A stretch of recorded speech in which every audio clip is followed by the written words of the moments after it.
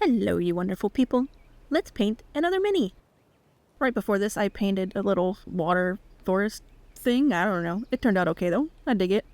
I tried to just use one color, Payne's Gray. It might be my favorite watercolor of all time. Not sure I could live without it. I'm going to use more than one color for this one, though. But I did want to loosen up a little bit and use more color than just foresty greens like I always want to go to. So we're going to get a little bit more color out and try not to be so tight with everything this time. I actually recorded another one of these a few days ago, and the painting itself I liked, but I wasn't feeling the video itself because I was trying to paint and talk at the same time instead of recording a voiceover after the fact like I usually do, and very quickly learned that I am almost completely incapable of talking and painting at the same time.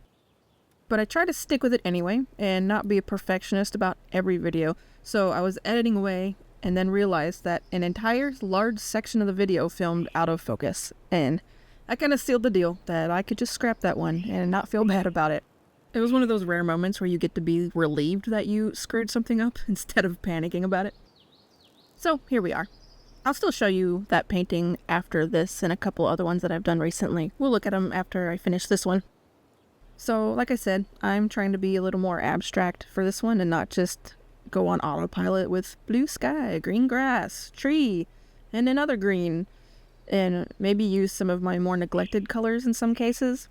I think the sky here I used opera pink for the most part, which is a great color and it's such a good mixing color, but I barely touch mine. I think we all have those colors, right? Like, I was really excited to get quinacridone violet, and I think it's pronounced Indian throne blue. I'm probably screwing it up. Anyway, but both of mine are from Daniel Smith, and they are like so pretty. They're the prettiest colors, and I have barely used them. I put them in the pan, and then they just kind of sat there, and I've just dabbled in them. I've mixed them with other colors just to kind of see how it goes, but I hardly ever reach for them in an actual painting, and it's a travesty, really. What do you think your least used color is, and why? I think mine is both reds that I have. I never touched my alizarin crimson, and I really never touched, I think it's cadmium red. It's kind of like a slightly orangey red. I just never care about picking up a red. And you know what? I bet I'm missing out on something with that. I really should make it a point to... I should do that in a video soon. Pick out whatever my very neglected colors are and force myself to paint something with them. Because I bet that I'm going to do it and be like, wow, where has this color been on my life? Right in front of you, Lori. It's been right in front of you and you're ignoring it. So you see in my funny little purple cloud up there how it's kind of spidered out as it dried, and I usually want that to happen and it never works out. Like, it'll just kind of diffuse, which is what I expected to happen with this cloud, and it didn't. It like held on to the little spidery bits. I wish that would happen when I actually wanted it to happen. I didn't want that to happen in this case, but it kind of works out because I feel like those little lines look like, you know, when the rain is starting to fall and it's kind of pulling that cloud down with it. I mean, the rain is the cloud and the cloud is the rain. Whatever, you know what I'm saying. Anyway, so I go back in with the more Payne's Gray, because Payne's Gray is life. And it kind of works for me in this case, so I just kind of end up building up on top of the cloud and hiding the part that I don't want to spider out. So yeah, we're going to call this one a happy accident. It turned out pretty cool. Anyways, I'll shut up for a minute and let you just watch me paint. I don't need to babble the entire time. Here, listen to the birds. Enjoy the birds. I'll be back.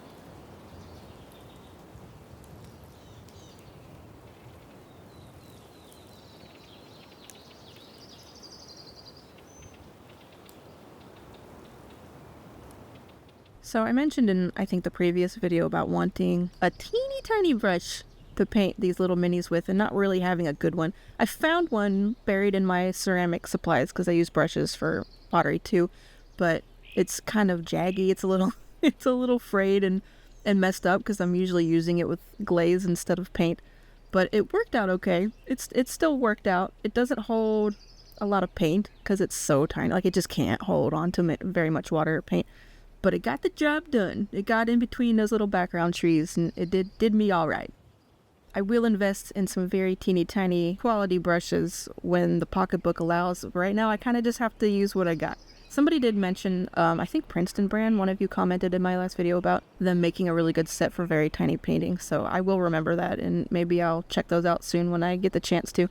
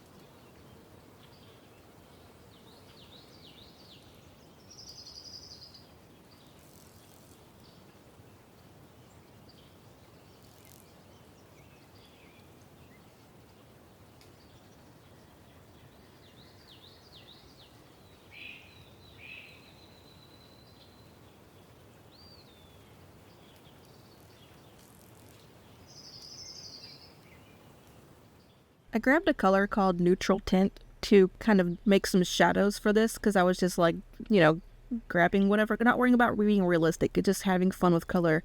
And this is a great color to mix in with other ones and to use for all sorts of things. But it ended up being like a really good shadow color. Like, it looks not super realistic, but like, if I was really good at shadows, like really realistic, like I feel like this is my new shadow color for the rest of my life. I'm only using neutral tint and shadows no matter what. Okay, maybe not no matter what, but it turned out really good. So it's just another example of how playing around in your sketchbook is a good way for discovery. Leads to many happy things.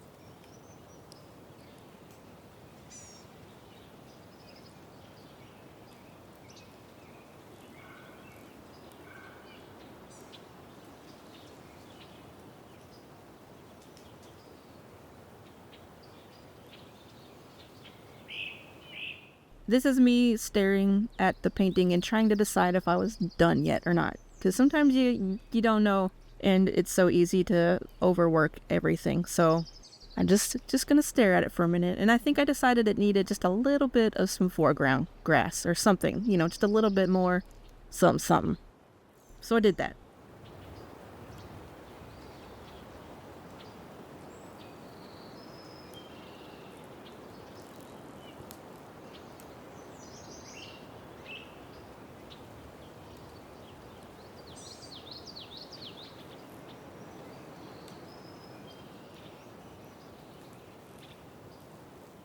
And I think it was just what it needed. It worked out pretty nicely. And I guess I thought maybe that cloud needed to be just a little more contrasty. I think I was also right there. I don't know. What do you think? Maybe I should have left well enough alone? I don't know. I never know.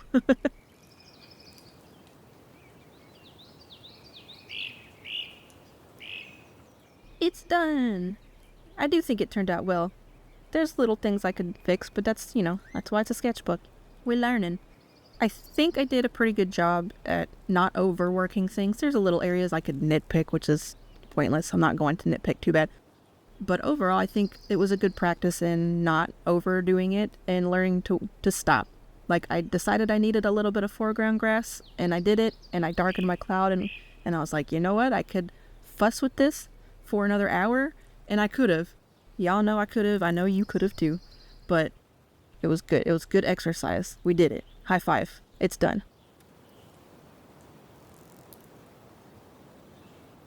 I'll go back and show you the ones that I did in between now and that first painting I did there on the left. And if you haven't seen that first mini painting, that one on the left I have a video of. It's right, the one posted right before this video. But then after that I did the one on the right, which I wasn't thrilled with, but it's okay. It's kind of more children's book looking, which isn't really my style, but I ended up painting that way all the time on accident anyway.